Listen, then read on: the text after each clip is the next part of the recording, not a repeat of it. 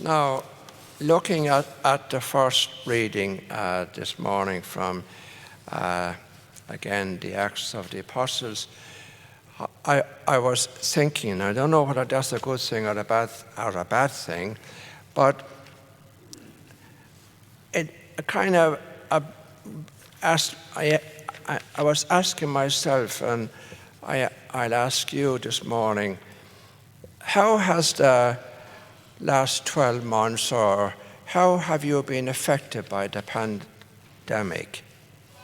Now, I'm not just talking about maybe the outward things, but in yourself and perhaps in your subconscious, how have you been affected by the last 12 months by the pandemic?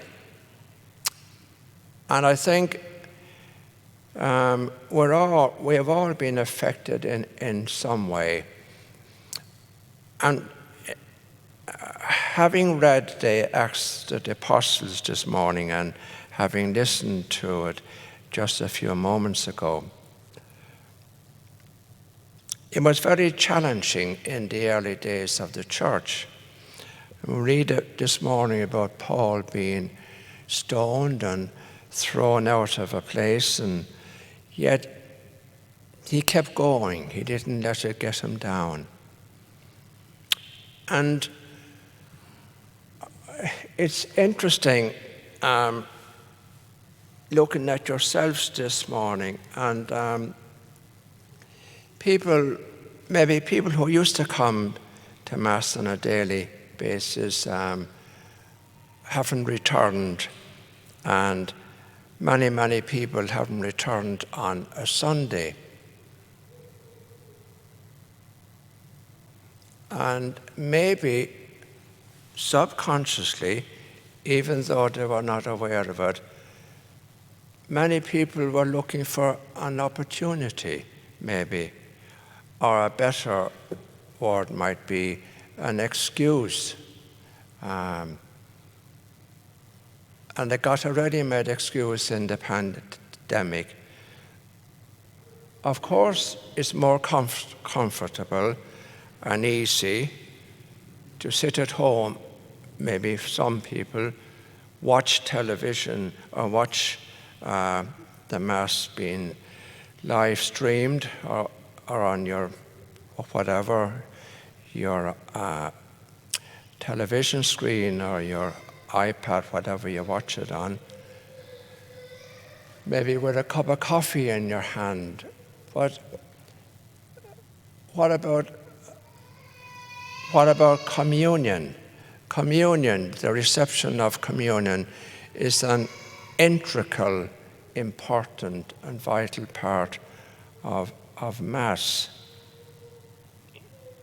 And it's a bit like people in Ireland and people in England and people in many parts of the world and people here in this country got a ready-made excuse for leaving the church, giving up the practice of their religion. Coming to Mass is part of that practice. When the whole thing came to light, what happened in the abuse of children, and especially the abuse of children by the church.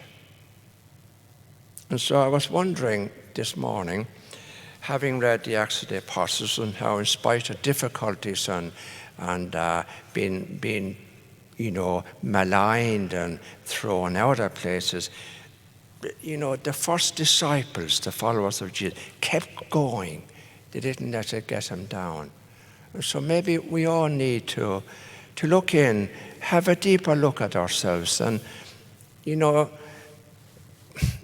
subconscious, our subconscious plays a big part in our lives, in the way that we behave and in the way we do things and so on. And I think for many people, and you don't necessarily, just like if you do unfortunately get COVID or you suffer from the coronavirus, it does leave after effects. I was talking to somebody this morning, and he's still very affected by the fact that it's weeks ago since he had the COVID, but he's far from well. Aches, pains, and so on. And I think one of the effects is maybe for a lot of people, it gave you an excuse. So you'd have to look finally at your commitment.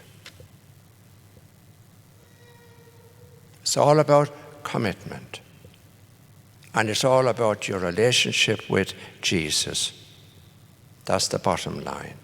So maybe you might, not necessarily you, but maybe the people listening this morning might look at that and be honest and ask yourself, have I been handed a ready-made excuse?